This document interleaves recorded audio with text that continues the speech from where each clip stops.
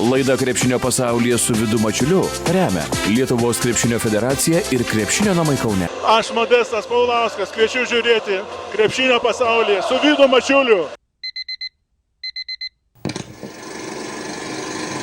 Krepšinio pasaulyje. Sveiki gyvi, sulaukia mūsų programos.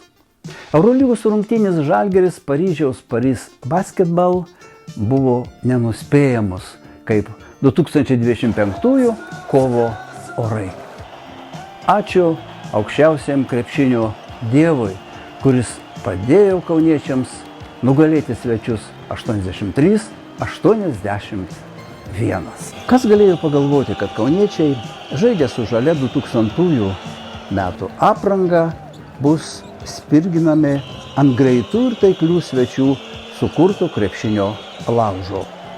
Žalgiris atsilikinėjo net 20 taškų ir rungtynių puslaikis baigėsi kiek mažesnių skirtumų - 31-47. Tai buvo netikėta Lietuvos, Europos, pasaulio ir olimpiniam čempionui Modestui Paulauskui. Kol kas džiaugsmo nedaug. Labai daug skaičiai rodo, 47 taškus praleidom, labai daug, o mūsų pačių puolimas nelabai kaip šlubuoja. Bet tikėkime, kad mano gimtadienio proga mes 3-4 kėlinį atsigausim ir nugalėsim prancūzus. Sėkmės Žalgiriai. Kai žalgiriečiai per pertrauką derino savo stygas, arenoje buvo pagerbtas iškilus Lietuvos ir Žalgirio buvęs žaidėjas Modestas Paulauskas.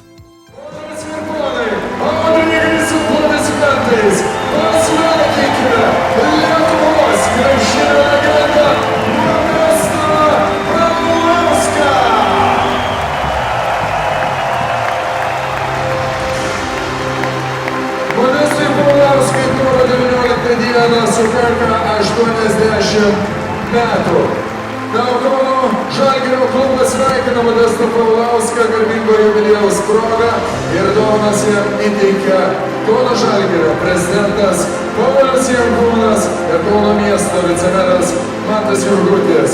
Ponios ir ponai, ar galime visi kartu iššūkus muziką Modestui padainuoti su gimimo diena?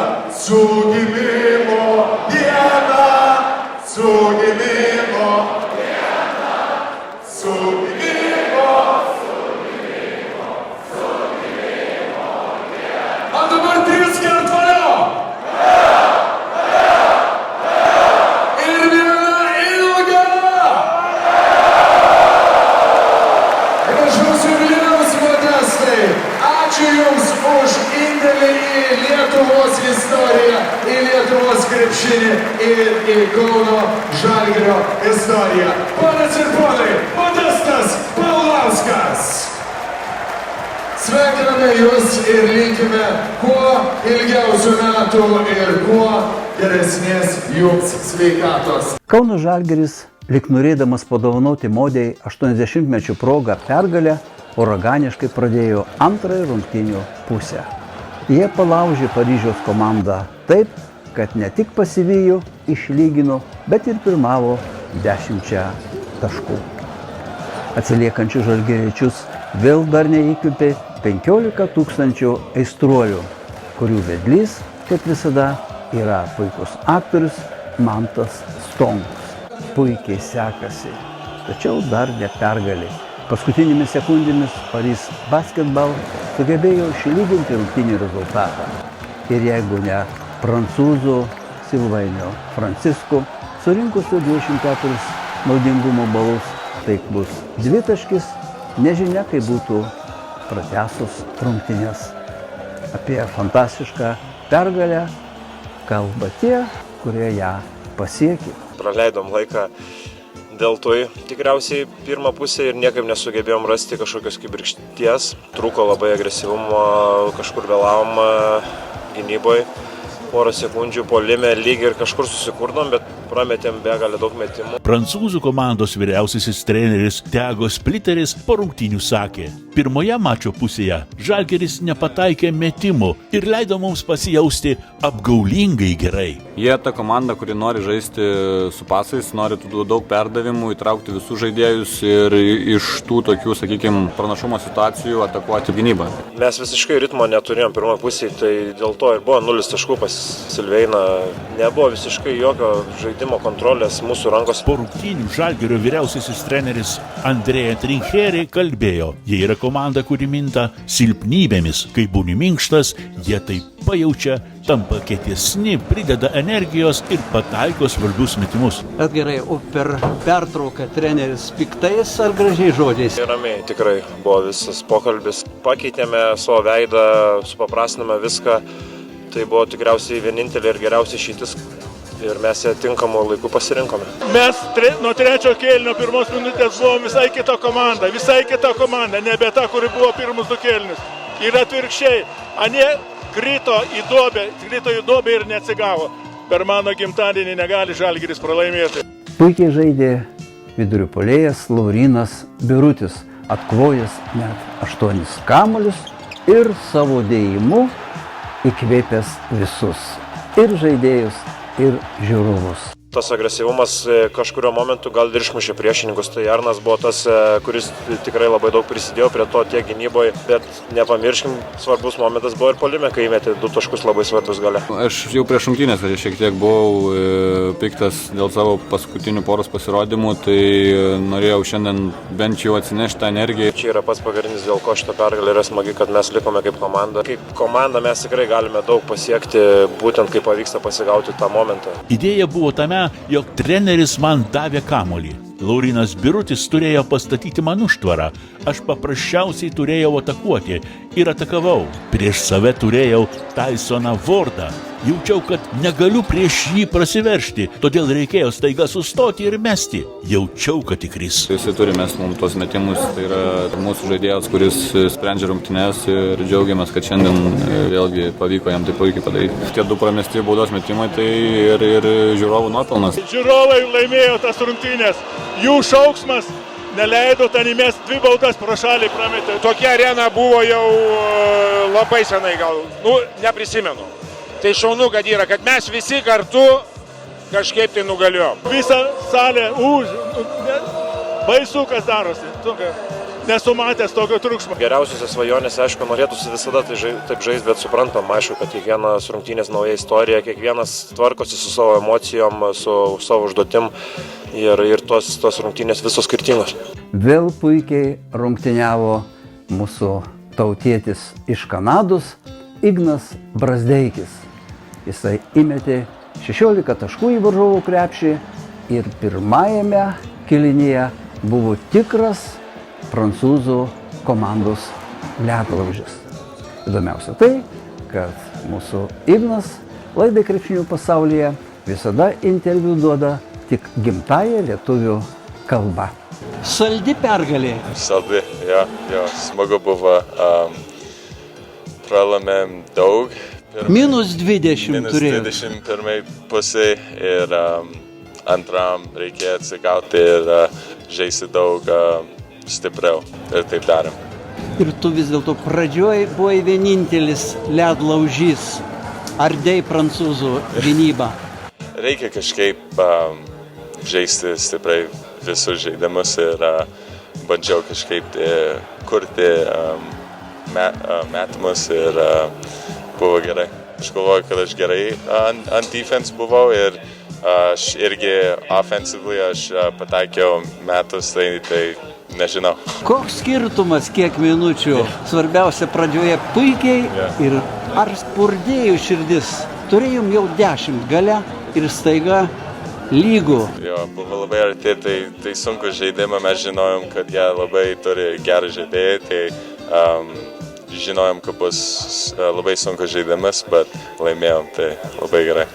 Geras žaidėjas ir neįmeta baudų. Jo, padėjo labai daug, kad prametė. Tai šį kartą Dievas buvo lietuvių pusėje. Jo, faktas. Tai dabar, Ignai, Saulė jau pakilo, šviečia mums į tą 10-tuką, ar Bus arti, reikia laimėti sunkus žaidimas, nebusim namo daug, tik vieną žaidimą namuose atrodo turim dabar. Turim dar vieną. Tai dar vieną ir visus kitus on the road. Tai bus sunku, bet reikia kažkaip bandyti. vadinasi, žiūrovai šiandieną buvo tikrai 6 žaidėjas ir jūs įkvėpė. Padėjo labai daug jo. Visus kviečiam, turbūt, Žalgiris kviečia žiūrėti visus sekančias varžybas su Barcelona. Ir kas galit, nuvažiuokit. Lietuvoje, Ispanijoje lietuviai, pasirkit už juos. Džiaugiasi pergalę ir Modestas Paulauskas. Džiaugiuosi, ačiū Žalgiriui, kad jie yra tokie nenugalimi. Sėkmės jiems, sėkmės ir toliau. Dar viskas prieš akis, dar galima daug ką nuveikti. Pirmin Žalgirį. Šiandien dar pamatysite ir išgirsite Modestą Paulauską. O dabar tradicinė pertraukėlė, po kurios antroji mūsų laidos dalis.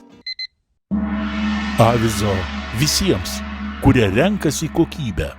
Sybet, ruletka, gry karčanai, automatai to gry. Nesakingas lošimas gali sukelti priklausomybę. Sveiki, aš Gytis Radzevičius ir kviečiu visus žiūrėti laidą Krepšinio pasaulyje. Krepšinio pasaulyje. FIBA čempionų aštuntfinalis. Net 2 kart susitiko 2 lietuvių treniruojamos komandos – Vilniaus Rytas ir Turkijos Manisa. Joms vadovauja Giedrius Žibėnas ir Kazys Maksvytis. Abu buvę Lietuvos nacionalinės vyrų krepšinio rinktinės strategai.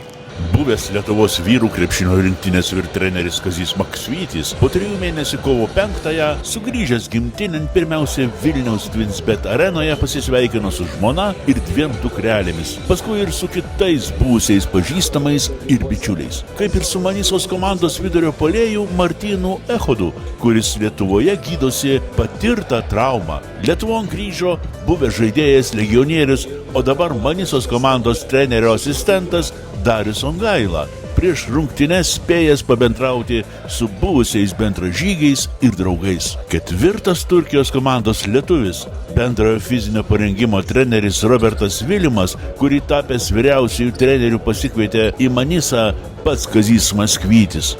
Sostinės komanda savo tautiečius pasitiko taškų kruša, kurią lyg griaustinis lydėjo raudonieji Ryto fanai. Manisa buvo suvarpyta 24 taškų kulkomis 98-74. Kiti buvo vilniečiai žaidėjai ir jų aistruoliai, pasibaigus rungtynėms repetavę nelabai padorius šūksnius prieš akistatą su Žalgiriu. Deja, LKL rungtynėse, nors buvo nepakartojamas 6 žaidėjas, vieningi Vilniaus aistruoliai neišgelbėjo savo numylėtinių, juos po pralaimėjimo Žalgiriui 76-83 kritikavo ir treneris, lyg nujausdamas, kas jų laukia Turkijoje. Neįtikėtina, bet faktas. Manisa įveikė Rytą 23 taškų skirtumų. Turkijos komanda laimėjo namuose 98-75. Rungtynėse su Žalgiriu Vilniuje Rytą gaubė pavasarinis rūkas, o tuščioje Manisa Basket komandos arenoje sostinės vyrai jau paskendo varžovų sukeltoje taškų liūtyje. Tenai buvę 3 vilniečių fanai galėjo gauti infarktą, nes 3 tautiečių vadovaujama ekipa pasityčiojo iš Lietuvos čempionų, pirmaudami vos net 30 taškų. Manisos treneris Kazys Maksvytis po pergalės sakė, labai didžiuojasi savo komandą, kuriai trūksta gerų žaidėjų. Vienintelis mažas dalykas, kurio siekėme iki pabaigos, norėjome laimėti daugiau nei 24 taškais, kiek pralaimėjome Vilniuje. Tačiau esu labai laimingas, kaip mes puikiai šiandien žaidėme. Vilniaus Rytas pajuodo nuo 8 aikštelėje žaidžiusių Manisos Baltųjų vyrtreneris Giedrius Žibėnas nekaltino savo žaidėjų, nes visą atsakomybę pats prisėmė ir taip paaiškino. Nemanau, kad žengėme aikštelę tinkamai nenusiteikę. Jie labiau norėjo šios pergalės nei mes. Sveikinimai Manisa ekipai. Manau,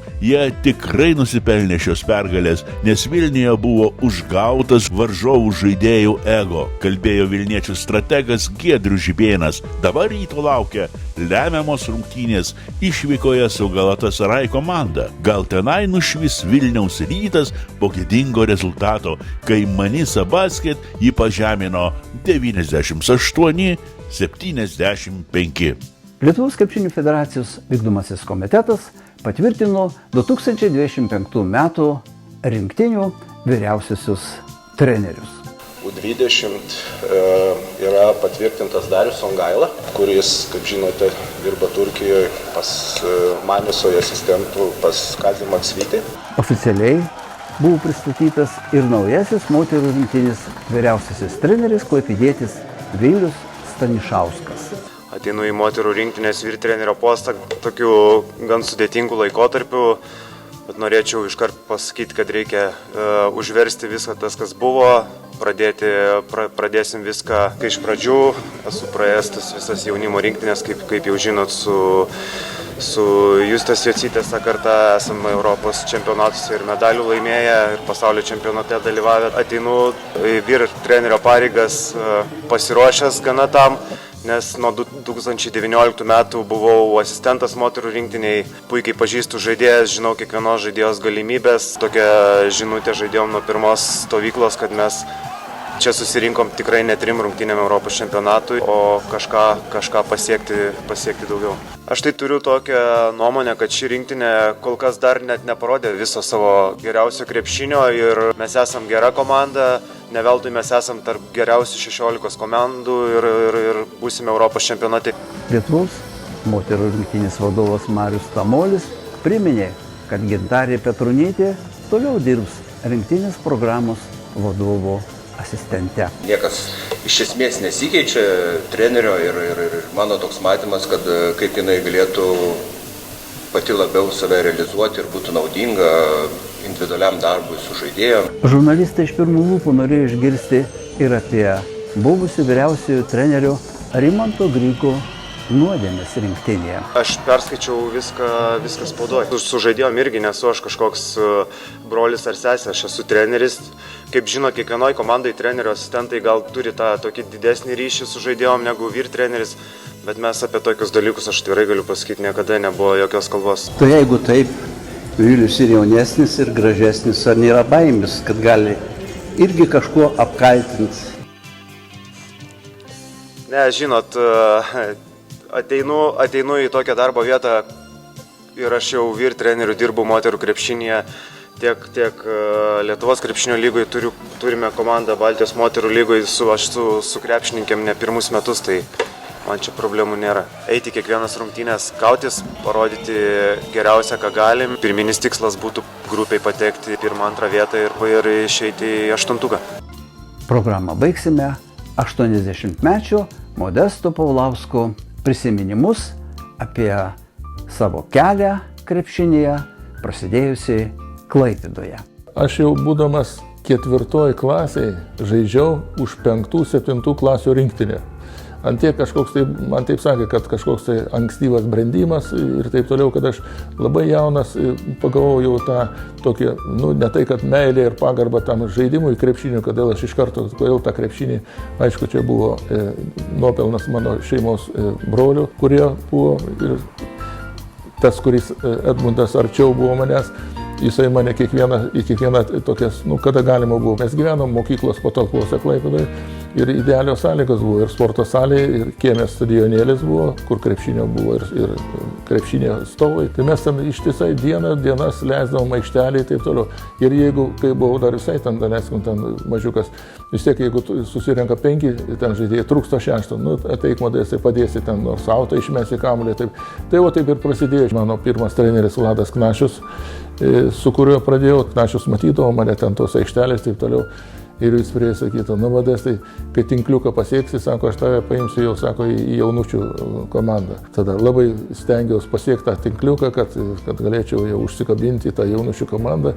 Taip ir prasidėjo jaunučiai, jauniai ir man pavyko gyvenime, kaip ir dar keliam turbūt Klaipėdos tokie mano amžiaus žaidėjim. Kadangi mes buvom tokie fiziškai tokie stipresni, tai tikriau mumis pajungė į vyro komandą, kuri jau 62 metais buvo vadinosi jinai Maistas, kada šefavo Maisto sporto klubas ir mes Klaipėdos Maisto komanda tapom Lietuvos čempionai. Tada mums, mano draugam, buvo po 17 metų. Man ilgai nereikėjo laukti, jau Vytautas Bimba nuo rudens 62 metų ruošė naują komandą Žalgirio ir aš papuoliau į tą komplektaciją. Pradžioje dar tokių oficialių varžybų neturėjau, taip toliau, bet jau 63 metai nuo pavasario jau aš pradėjau, jau mane pajungė Bimba net į Lietuvos rinktinę, 63 metai tautų spartakiadą, kai aš čia atvažiuodavau 62 metais dar ir su legendiniu Lauritėnu teko net susitikti ir važiuoti net į vieną Tarybų Sąjungos čempionato turą Tbilisyje. Gana greitai mes suradom, ypač su Ričardu Masiuliu, kadangi jis irgi buvęs kaip klaipėdietis, taip toliau, ir su Lauritėnu. Jie tikrai žmonės buvo, tikri tokie žmonės, nebuvo jokių tokių, kad čia konkurentas, tu čia kažkam užimi vietą, čia pinigų, kaip sakant, čia nebuvo, kad nuo kažko tai atimti. Vaizdai, kuriuos užfiksavo tik mūsų laida Krepšinio pasaulyje. Likus arenoje saujeliai krepšinio aistruolių, buvo vėl iš naujo gražiai pagerbtas Modestas Paulauskas. Šiandien parašai. Viskas, aš mėgosiu dabar visą laiką su juo. Atsiprašau. Mums anksčiau sakydavo Gomarsis, kad būtinai į treniruotės kiekvienas turi nešti savo kamuolį. Tai reiškia, kad eidamas daleiskim vakarė mėgoti turi prie lovos, driblingą atidirbinė, žinai, prie lovos, taip toliau. Taip, kad kamuolys yra mūsų, nežinau kaip čia pavadinti. Relikvija. Bus dar vienas su autografais. Su autografais čia yra neįkainuojami dalykai. Ačiū labai.